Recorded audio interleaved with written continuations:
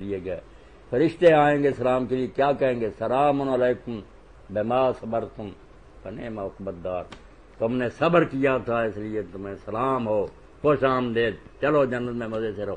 تو آپ سمجھ لیں کہ سارا دین جو ہے نا قرآن حدیث میں وہ اس ایک لفظ میں آ گیا، صبر۔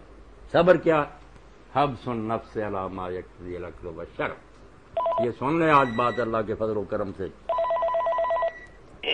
جی السلام علیکم۔ وعلیکم السلام جی، ابراہیم جناب میں عرض کر رہا ہوں۔ جی جی مولانا صاحب سے دو باتیں معلوم کرنا تھیں، جی فرمائیے۔ رہنمائی چاہیے۔ ایک تو یہ کہ ایسا ادارہ جو نہ پرنٹنگ ہو یا یہ کہ الیکٹرانک میڈیا سے متعلق ہو، جو دین کے لیے صرف کام کر رہا ہو، جی جی کیا اس کے لیے اسے زکوٰۃ دینا جو ہے وہ صحیح ہے؟ یعنی کہ خواہ وہ ریڈیو چینل ہو یا ٹی وی چینل ہو، ٹھیک ہے، لیکن کام صرف دینی کا کرتا، دین کا کام کر رہا ہو اور اس کا ذریعہ آمدنی اور کوئی نہیں ہو، نہ کوئی اشتہار چلتا ہو اس پہ، نہ اشتہار وہ نشر کرنا پسند کرتے ہوں۔ بہت ہی اچھی بات ہے مولانا۔ یہ میرے بھائی آپ نے جو بات پوچھی نا، اللہ تعالیٰ آپ کو جزائے خیر، بہت اچھی بات ہے، اللہ کرے لوگوں کے دل میں یہ اتر جائے آمین جی۔ کہ دین کا کام جو ادارے کرتے ہیں نا، وہ خواہ چینل ہو، خواہ کو مدرسہ ہو، لائبریری ہو، اسکول کالج ہو، دین کے لیے جی یہ جو زکوٰۃ کی مد میرے بھائی بیان ہوئی نا، وہ فی سبیل اللہ، جی اس کو ہم نے خود ہی تنگ کر لیا، اس کے ساتھ ملا لیا کہ جہاد، یہ اپنی طرف سے ملایا، وہ ایک جامع لفظ تھا، وفی سبیل اللہ، ٹھیک اسلام اور امت کی بہتری کے سارے اجتماعی کام اس میں آ گئے۔ ٹھیک، جزاک اللہ خیر۔ اور دوسرا مولانا جو ہے اس لیے دیں ایسے چینلوں کو، خدا کرے دیں، یہ بھی مقابلے میں آئے اس کفر بے دینی کے۔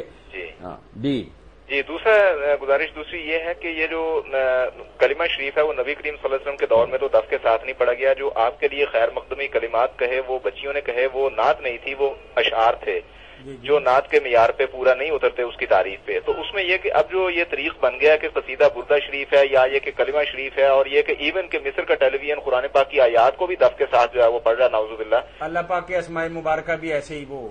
جی، تو اس میں یہ کہاں تک جو ہے یہ درست ہے؟ ٹھیک، یہاں میں ایک بات تو پہلے یہ واضح کروں کہ یہ جو مشہور ہے نا کہ رسالت مآب علیہ السلام مدینہ آئے تو بچیوں نے دفیں بجائیں اور انہوں نے پڑھا یہ کہ تالا بدر علینا من ثنیات الوداع، جی یہ میرے بھائی بے بنیاد روایت ہے۔ اس سے آگے لوگوں نے موسیقی نکال لیا، اور اب جیسے کہہ رہے ہیں قرآن اور پڑھنے لگے نعتیں بھی، یہ بنیاد ہی غلط ہے۔ یہ ٹھیک ہے تاریخوں میں لکھا ہوا ہے، مگر یہ قصہ نہیں صحیح، کوئی اس کی ایسی بنیاد نہیں، نہ کوئی صحیح سند ہے جس سے اس کو ثابت کیا جائے۔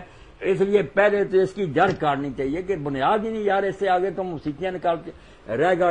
پھر آپ نے جو قرآن پڑھتے ہیں سروں سے اور اذانیں دیتے ہیں سر کے ساتھ، یہ سارے علماء بیچارے چیختے رہتے ہیں کہ موسیقی کے الحان پر قرآن کو یا اذان کو یا کلمے کو پڑھا جائے حرام ہے، حرام کے فتوے ہیں فقہ کی کتابوں میں سارے ائمہ کے، مگر لوگوں نے یہ اپنی طرف سے بنا لیا لے کہ سر ہونی چاہیے۔ تھانوی صاحب رحمۃ اللہ علیہ کے سامنے تو اگر کوئی ایسے ہی اذان کہتا تھا اللہ، تو وہ کہتے تیرے باپ نے یہاں اتنی مد رکھی ہے، یہ چھوٹا سا تو ہے اللہ اکبر۔ اشرف علی تھانوی مرحوم حکیم محمد مجدد میرے فرماتے جو ایک تو حرف ہے اس پر اللہ اکبر فوراً ختم کر، تو اتنا لمبا آسمان تک لے گیا اس کو، مگر یہ سارے نقل کرنے کو سعودیہ میں بھی شرارت ہے، حالانکہ وہاں بھی علماء چیختے ہیں کہ یہ سب حرام ہے، ناجائز ہے۔ تو یہ میرے بھائی سب غلط ہو رہا، قصیدہ بردہ شریف ہو یا رسالت مآب کا کلمہ ہو یا قرآن، وہ تو اس طرح پڑھنا چاہیے کہ آدمی نا اس پر رکت تاری ہو، روئے۔ یہ کوئی تفریح ہے کہ آدمی اس طرح پڑھتا رہے؟ اور تیسری اس میں گزارش یہ ہے کہ قصیدہ بردہ شریف میں جو لغو اختیار کیا گیا اللہ کے نبی صلی اللہ علیہ وسلم کی ذات کا، غلو اختیار کیا گیا اللہ کے نبی صلی اللہ علیہ وسلم کی ذات کے بارے میں، جی جی، اس کے اشعار جو ہیں وہ قابل گرفت نہیں ہے توحید کے؟ نہیں میرے بھائی یہ بات نہیں ٹھیک، میں نے وہ سارا قصیدہ پڑھتا رہتا ہوں، جی ایک ہی شعر ہے جس پر اعتراض کیا نجدی اور مان اور لوگ کہتے رہتے ہیں وہ اس میں بڑھ گیا ذرا حد سے آگے، وہ بھی شعر بالکل ٹھیک ہے، صرف ان کی سمجھ کا فطور ہے، سمجھتے نہیں۔ اس میں جو شیخ بصیری رحمۃ اللہ علیہ نے کہا کہ اللہ کے رسول تیرے سوا کون ہے جس کی میں پناہ پکڑوں گا ان حلول الحادث الامامی، اس کا انہوں نے مان لے لیا کہ جب بھی کوئی مصیبت آتی ہے میں حضور آپ کی پناہ پکڑوں، یہ غلط ترجمہ کیا۔ ان دا حلول الحادث الامامی امام مبالغہ کا سیگا قیام کی طرح کہ وہ حادثہ جو ساری دنیا کو اپنی گرفت میں لے لے گا قیامت کا دن، اس وقت اللہ کے رسول اور کون ہے جس کا میں پناہ لوں گا؟ ساری امت مانتی ہے کہ سارے انبیاء کے پاس گھوم پھر کے ساری مخلوق پھر حضور کے پاس آئے گی اور آپ ہی کہیں گے کہ میں شفاعت کروں گا۔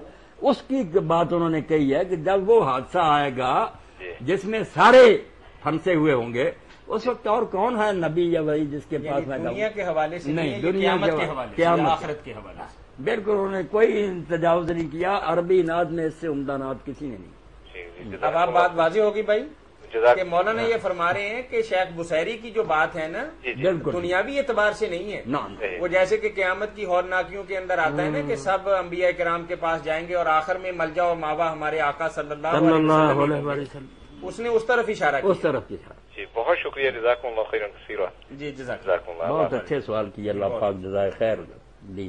جی رختوں کی تعداد بھی ہوگی مولانا، اور صبر کے بارے میں آپ بات ہاں، صبر کے بارے میں بات کر رہا۔ صبر کہتے ہیں عربی زبان میں اصل میں باندھنے کو، کسی چیز کو باندھ دینا۔ اس لیے جن جانوروں کو باندھ دیتے نا، بکرا یا کوئی چیز باندھ دینی، مرغ وغیرہ، اور پھر دور سے تیر چلاتے، نشانہ بازی کرتے، اس جانور کو کہا جاتا تھا مسبورہ، صبر کیا ہوا، باندھا ہوا، جکڑا ہوا۔ حضور نے کہا اگر وہ مر جائے گا حرام ہے کھانا۔ تو صبر کا معنی ہے باندھنا۔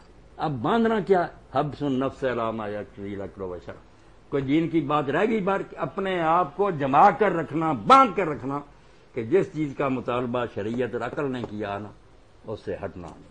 قدم ڈگمگائیں، یعنی پہاڑ اوپر گر جائیں، طوفان آ کر ٹکرائیں، میں نے جو باتیں دین کی حق سمجھی، اس میں سب نمازیں بھی وقت پر ادا کرنا، زکوٰۃ دینا، روزے رکھنا، لوگوں کے حقوق ادا کرنا، کسی کے سارا دین آپ بیان کرتے جائیں، صبر میں آ گیا کہ اپنے آپ کو پابند رکھنا ہے کہ میں نے اس راستے سے ہٹنا نہیں۔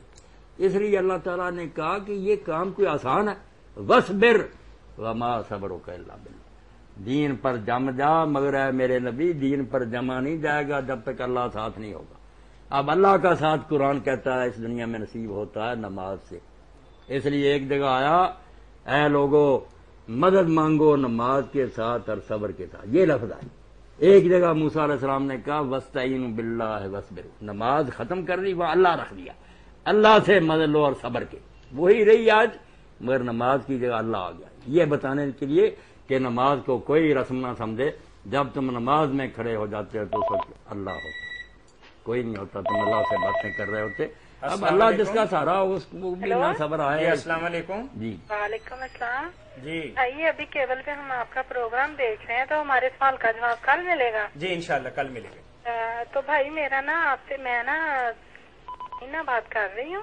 جی جی تو میرا سوال یہ ہے کہ میرے میاں نے نا دوسری شادی کی ہوئی ہے، اور جس سے کی ہے نا وہ غلط عورت ہے، ہاں ہاں یعنی کہ وہ غیر مردوں کے پاس بھی جاتی ہے، اور اس نے اس کے ساتھ نکاح کیا ہوا ہے۔ جی جی آیا میں یعنی کہ اس شوہر کے ساتھ رہ سکتی ہوں کہ وہ اس کے ساتھ یعنی کہ بہت زیادہ اٹیچمنٹ ہے میرا میاں، تو اس کے باوجود وہ جو عورت گناہ کرتی ہے وہ میرے میاں کے سر پہ بھی ہے، اور اگر میں اس کے گھر میں رہ رہی ہوں، میرے 2 بچے ہیں اس میں سے، پھر بھی میں اس کے ساتھ زندگی بھر کا نبھا کر ہی جاؤں، وہ ان کاموں سے باز نہیں آتا، اس کے پیچھے وہ عورت زیادہ خراب ہے اور یہ اس کے پیچھے لگا ہوا ہے۔ لیکن میں ایک شریف اور گھریلو لڑکی ہوں، لیکن جس کی وجہ سے نا یہ میرا ضمیر گوارا نہیں کرتا کہ ایسے شخص کے ساتھ، جبکہ مجھے سارا کچھ پتہ ہے ان دونوں کے بارے میں۔ اللہ تو جائز طریقے سے نکاح ہوا تھا اس شخص کے ساتھ، میرے والدین نے اور اس کے والدین نے ہماری شادی کی تھی، دونوں یعنی کہ فیملیوں سے۔ اللہ مہربانی ہو۔ تو اب میں اس شخص کے ساتھ زندگی بھر رہ سکتی ہوں، نہ وہ اس عورت کو چھوڑتا ہے اور گندے کاموں میں ہے، اس کا نام میرے سر پہ تو نہیں جائے گا؟ اس سوال کا میرا جواب دیجیے گا۔ جی ٹھیک۔ ہاں میری بچی، یہ آپ کا ہی مسئلہ نہیں صرف ہے، یہ تو سنتے رہتے ہیں ہم، بہت قیامت آئی ہوئی ہے، اور مرد جو ہے نا کئی عورتوں کے ساتھ جڑے ہوئے ہیں، حرام زدیاں کرتے ہیں۔ آپ کو کوئی گناہ نہیں، اگر آپ اس کے ساتھ بھی رہنا، آخر آپ کے 2 بچے ہیں، کدھر جائیں گی؟ خاندان نے آپ کو اس کے پلے ڈال دیا۔ اگر تو آپ گزارا کرتی رہنا تو اس کے بارے میں نہ سوچیں کہ یہ اس کا گناہ آپ کے سر آ جائے گا، کوئی نہیں، یہ کرتا تو خود ہی بھگتے گا، وہ عورت بھگتے گی۔ نہیں تو بھائی اس کے بعد یہ بھی تو ہے نا، وہ مجھے نہ خرچ دے رہا ہے اور کہہ رہا ہے کہ تم بیوہ والی زندگی گزار لو۔ نہیں، یہ حرام ہے، ناجائز ہے، یہ آپ کی مرضی پر ہے، اسلام آپ کو مجبور نہیں کرتا کہ آپ رہیں۔ وہ تو میں نے کہا اگر آپ رہنا چاہتی تو رہ لے، ورنہ اگر آپ اس بنیاد پر اس سے طلاق مانگیں اور لے لیں عدالت سے کہ میں نہیں ایسے شخص